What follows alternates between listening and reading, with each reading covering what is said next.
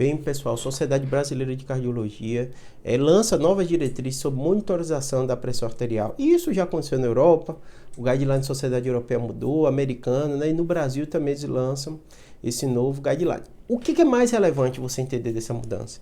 Né? O nível de pressão a gente já sabe, tem muito vídeo falando, a sua pressão está ali maior que 13/9, né? Ficar bem atento, né? Quanto mais precocemente você tratar, melhor. Mas não é isso que a diretriz ela trata uma coisa muito relevante sobre a monitorização. Na verdade, não é que não trate, é a mudança que foi, né? Que é muito relevante hoje em dia, a nomenclatura que está tendo até utilizada para você entender que é a monitorização pelo paciente em casa. Então, você medir sua pressão em casa, em especial dessa forma automatizada, com esses aparelhinhos de pressão que a gente tem, é muito relevante. Tem um vídeo aqui só falando sobre isso, os aparelhos de pressão, os aparelhos validados, muitos deles aprovados pela American Heart Association, né? Sociedade Brasileira de Cardiologia. Vai nos sites, vê quais são os aparelhos mais validados. Os aparelhos aqui no Brasil têm a vantagem, né, de ter o selo da Anvisa também, da mesma forma que eu falei dos oxímetros, né? É uma validação que você tem também, medir em casa. Mas por que, Júlio, se eu vou no médico? Porque a gente sabe que dentro do consultório tem uma série de coisas que podem alterar sua pressão e não refletir o que você está tendo em casa. Normalmente, para mais, se está muito tenso, a pressão sobe muito, isso pode acontecer. Pressão de jaleco branco, tem um monte de termo que a gente usa para isso, mas só para você entender, né? E às vezes também não reflete, às vezes naquele momento, como tem variação diária, sua pressão está normal, mas durante o resto do dia, ou à noite, ou durante a manhã, sua pressão está alta e o médico não pegou, porque você foi no horário específico. Então, medir em casa é muito, muito importante. O papel daquele mapa, aquele aparelhinho que você mede, fica ali 24 horas, também cumpre um papel bem relevante.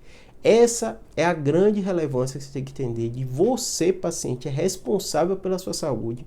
O médico está ali como administrador, orientador, mas você tem que entender que se você não medir da forma correta, se você não for com frequência medir, se você não comprar um aparelhinho para medir casa, muitas vezes a gente vai comer bola. Por que a gente vai comer bola? Porque você foi lá no horário, sua pressão naquele horário sempre fica baixa durante o dia, o resto do dia todo está alto.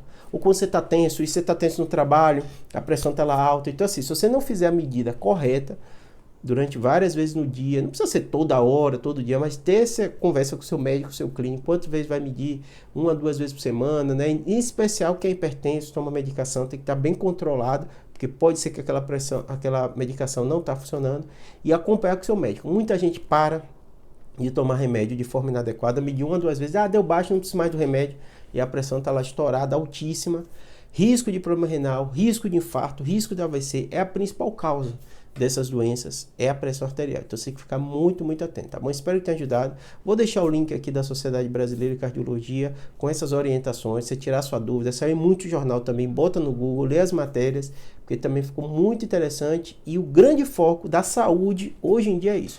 Você é o seu responsável pela sua saúde, você tem que entender que algumas doenças elas são muito frequentes e muito prevalentes e dão poucos sintomas.